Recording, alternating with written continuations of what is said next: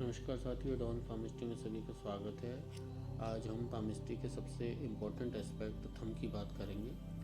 Thumb जो है, सबसे पहले थंब की सेटिंग के विषय में बताते हैं कि वो कैसे देखी जाती है। देखिए, थंब की सेटिंग देखने के लिए सबसे पहले आप एक लाइन ये खींचिए और एक लाइन थंब के बेस से ये खींचिए और फिर आप ये देखिए कि थंब जो है, थंब की जो मिड लाइन है वो कहाँ पर स्थित है। इसका एक बेसिक रूल है कि थंब जितना ऊपर की तरफ यानी कि इधर होता है, ये इधर इस तरफ होता है, तो एनिमल इंस्टिंक्ट जो है वो इंसान के अंदर जो जान पशु की प्रवृत्ति होती है, पाशु की प्रवृत्ति होती है, वो बढ़ती हैं। आप देखेंगे बंदर का अंगूठा जो है वो ऊपर की तरफ रहता है यहाँ तक, और जितना जो है वो थंब की सेटिंग नीचे की तरफ रहती है, उतना इंसान के अंदर जो मानवीय क्वालिटी हैं, देवत्व क्वालिटी हैं, वो ज़्यादा उदार बनाता है। जो कि तो सबसे पहले हम देखेंगे कि थंब को सबसे पहले थंब की स्थिति को देखते हैं। उसके बाद देखते हैं थंब का ये वाला पोर्शन, ये वाला जो फैलेंज है थंब का, ये हमारा ये दिखाता है लॉजिक को, ये व्यक्ति तार्किक कितना है, उसके अंदर तर्क करने की कितनी क्षमता है।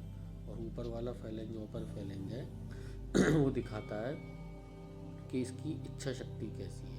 यदि लॉजिक वाला जो है फैलेंज वो लंबा होता है इच्छा शक्ति से, तो हम ये मानते हैं कि व्यक्ति का जो तर्क है, तर्क करने की क्षमता है वो ज़्यादा है, और वो उसके अंदर चीज़ों को सोचने समझने की जो और वैज्ञानिक दृष्टिकोण वो ज़्यादा है, लेकिन कहीं ना कहीं उसकी इच्छा शक्ति कमज़ोर है। तो इससे हम ये आइडिया लगाते हैं। तो 3 चीज़ें हमने आपको ये बताई। अब कुछ और उदाहरणों से हम इस पर मैं आपको दिखाता हूँ और हाथ में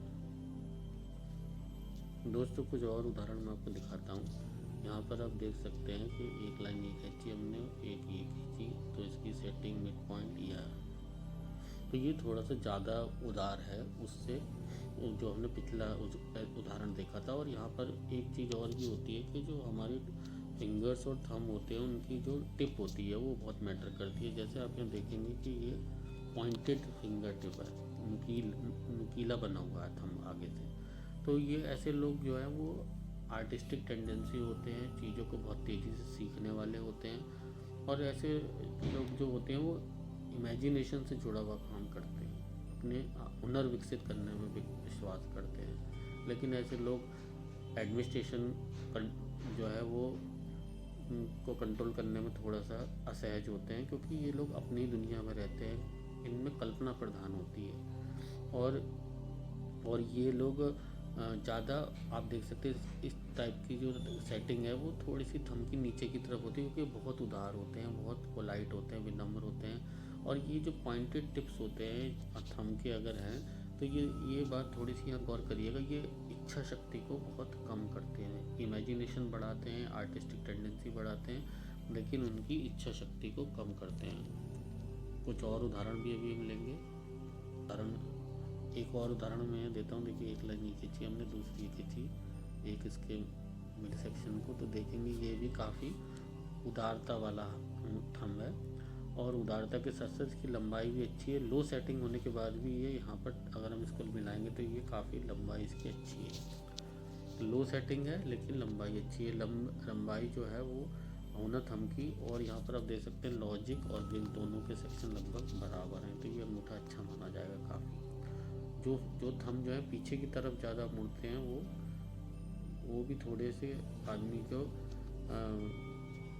डिस्टर्ब करते हैं और उनकी इच्छा शक्ति। इस अंगूठे पे बात करते हैं। पहली लाइन ये खींचे, दूसरी लाइन ये खींचे, और ये लगभग इसका मिड पॉइंट। इसकी सेटिंग जो है वो काफ़ी थोड़ी सी औरों के मुकाबले अपार है, पर यहाँ से हम ये देख रहे हैं कि ये पीछे की तरफ शिफ्ट हो रहा है, कर्व ले रहा है। पीछे की तरफ अंगूठा कर्व लेता है तो उसमें उस इंसान को ज़्यादा मिलनसार बनाता है, ज़्यादा लोगों से घुलने मिलने वाला होता है इंसान, और वो अंगूठे की क्वालिटी को ज़्यादा मानवीय करता है। मतलब ज़्यादा पीछे हो जाता है वो भी अच्छा नहीं होता, क्योंकि ऐसा आदमी फिर अपने स्टैंड पर कायम नहीं रह पाता, वो लोगों की बातों में ही आ जाता है। लेकिन थोड़ा सा मुड़ा हुआ होता है तो वो अच्छा मिलनसार होता है।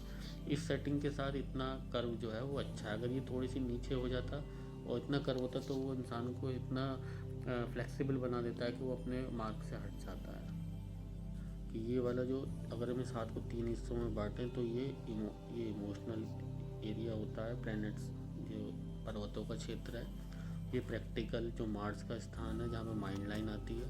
और ये वाला जो होता है ये हमारा फिज़िकल होता है, हमारे खान पान से रिलेटेड, हमारे सुख वैभव जो हमारी फिज़िकल नीड है, ये उसका सेक्शन कहलाता है। ऐसी फिंगर्स को हम 3 भागों में बांट सकते हैं। ये हो गया मेंटल वर्ड, पहला फैलेंज, दूसरा हो गया प्रैक्टिकल वर्ड, और तीसरा फैलेंज जो होता है वो हमारा थर्ड फैलेंज, यानी कि यहाँ से ये वाला हर उंगली का ये हमारे जो हमारी फिज़िकल नीड है, जो हमारी भौतिक भोग वाली नीड है, उससे जुड़ा रहता है। तो ये सबसे ऊपर वाला ये वाला प्रैक्टिकल, ये हो गया हमारा, ये ऊपर वाला हो गया सॉरी मेंटल, ये प्रैक्टिकल, और ये फिर नीचे वाला जो होता है ये हमारा कहलाता है जो हमारी भौतिक ज़रूरतें हैं उससे जुड़ा हुआ।